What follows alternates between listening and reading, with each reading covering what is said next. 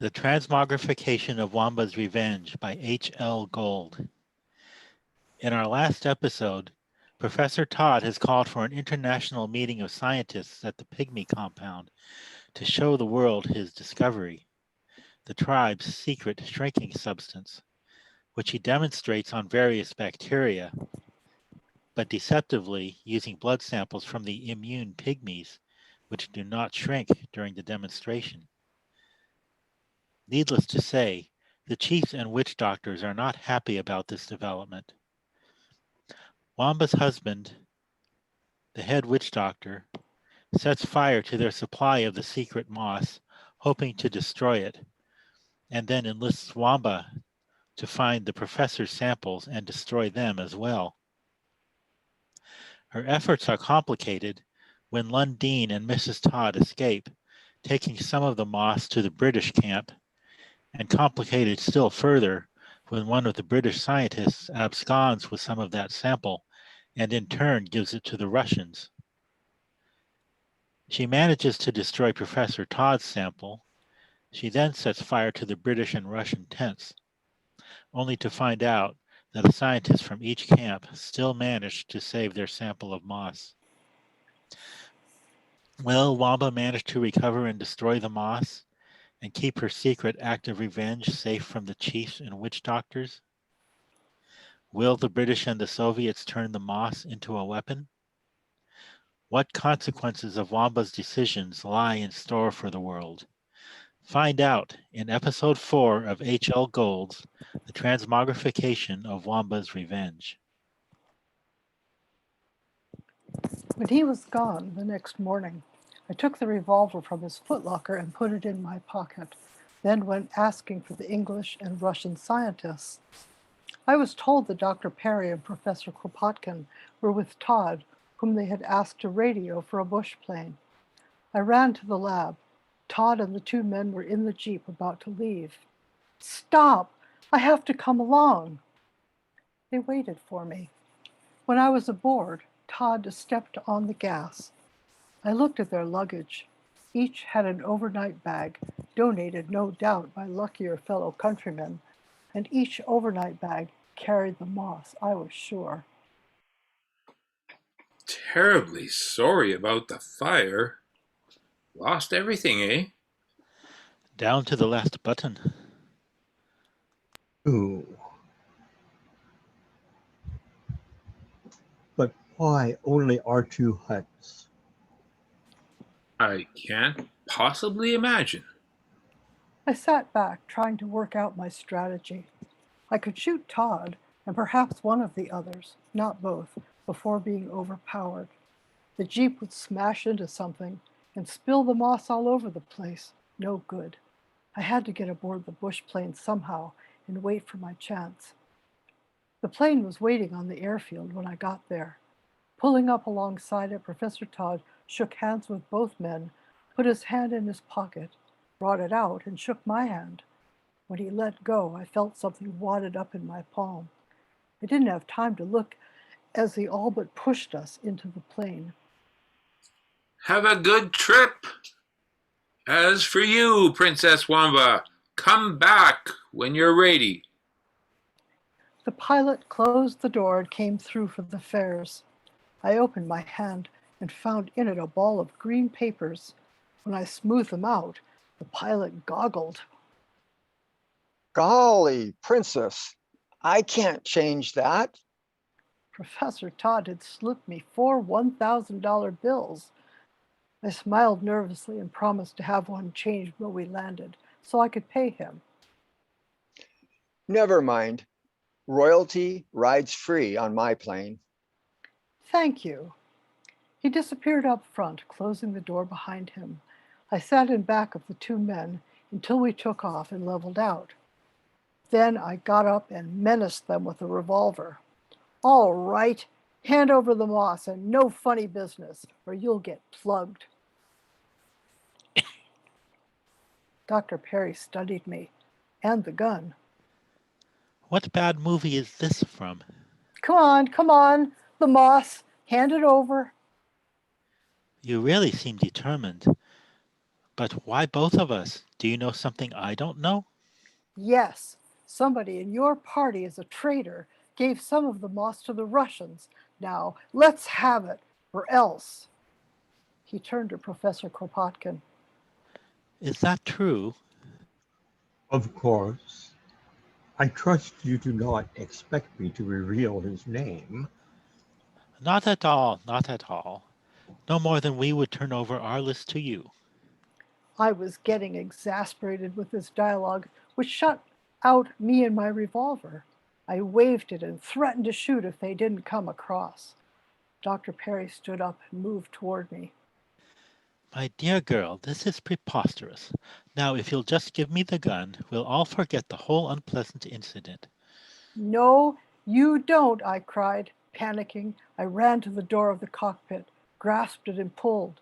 It's locked. Did you think you were the only person who ever tried this? Now, do be reasonable. I shut my eyes and squeezed the trigger with both hands. Nothing happened. He took the revolver away quite easily. Every gun I've ever been personally associated with had a safety latch. You know, sort of even things up with idiots who didn't know it was loaded, wouldn't you say? I sat down with my face in my hands. Now I'll never be able to go home again. They would abandon me in the jungle. In this day and age, never. Professor Kropotkin said, putting his arm around my shoulder and holding me comfortingly against his chest. No, really, they would. I read it somewhere. Well, there's only one thing to do. I'll take her back to London with me. And what is wrong with me taking her to Moscow? I don't want to go with either of you. Won't you please give me the moss so I can destroy it and go home? Dreadfully sorry, Your Highness. Not a chance. I would like to destroy his moss, and he would like to destroy mine.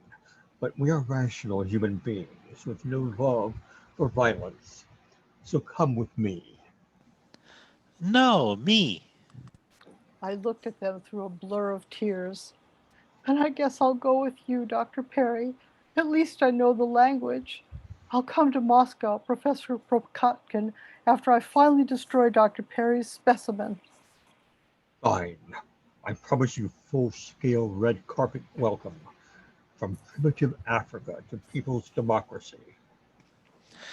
That will be nothing compared with our reception. You won't regret your decision, Princess. We were all quite friendly by the time we reached Malarkey, the nearest jet airfield. I didn't really know what to expect, but it certainly wasn't supersonic military airplanes waiting for us, one from England and the other from Russia. There was time only for a last friendly wave before Dr. Perry and I were hustled into our plane and Professor Kropotkin into his. As soon as we were airborne, Dr. Perry opened his overnight bag, and I was amazed to see Lundeen, Mrs. Todd, and the tiny dog climb out. About time. I simply look dreadful. Couldn't you have brought my cosmetics along? Plenty where we are going. And now, if you'll excuse me, I must catch up on my beauty rest. He dozed right off. The tiny people and the dog all began barking at me, so I closed my eyes and ears and went to sleep. It was just lunchtime when we landed in England. Dr. Perry put them into the overnight bag and closed it on Lundeen's yapping about carrying it carefully, and we disembarked into a screaming, jostling mob, all pushing papers and pens at me for my autograph. "What is this all about?" I shouted at Perry. We wirelessed ahead. Look at the headlines. I did. The newspapers I was being asked to autograph read, "UK hails arrival of Princess Wamba." So I signed everything happily, enjoying every minute of it. When I looked up for Dr. Perry, I saw him surrounded by a flying wedge of soldiers. "Where are you going?" I shrieked in alarm. To be debriefed. I'll ring you up when you're settled in. And he was led away just as a Rolls-Royce came onto the field and I was ushered inside and we drove off. Two men sat in the front seat looking very formidable, and I jumped when a voice next to me said, Allow me to introduce myself, Your Highness. I am Lord Fairfax. "That's nice," I said, trying to see where Dr. Perry was being taken, but he disappeared from view. I turned around to Lord Fairfax. Why are he and I being separated? I'm afraid I don't know. Then suppose we go back and pick him up and... Oh, that would be militarily impossible. What about my staying at his house? Against protocol. I'm sure Dr. Perry is a perfectly splendid host, but he is, after all, a commoner. Well, where am I staying? Why, with me, to be sure, at my townhouse. I shall do everything possible to make your stay as pleasant as possible. He frowned. That makes two possibles in one sentence, doesn't it? Oh, dreadfully sorry. Is there anything in particular you would like for luncheon?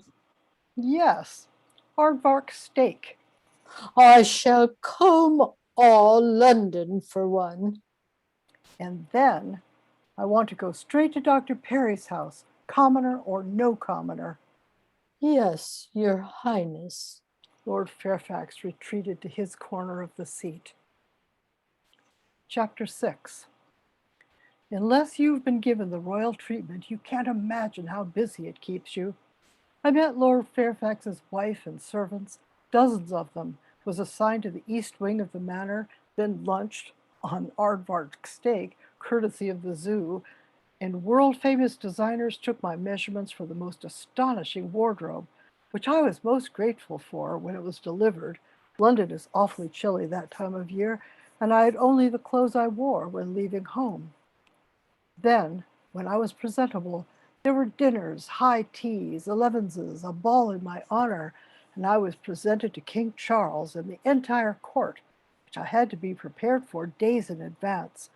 His Majesty was most gracious, and as we used to say at Bennington, I got a real charge out of the whole royal business. Oh, and the ballet, the opera, the theater.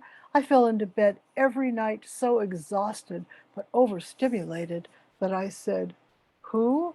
when Dr. Perry phoned weeks later. Africa, Malarkey to London. "Oh, the man with the moth." I don't know what you're talking about.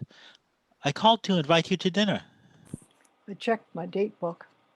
I'm over my head with appointments, 3 magazine covers to pose for, 2 interviews, a profile, sessions with the person who's writing my autobiography. Yes, you're the hit of the season. Can't open anything in print without seeing your face or byline. Now, when can we have dinner together? Would sometime next month do? That depends on when you want to light a little bonfire.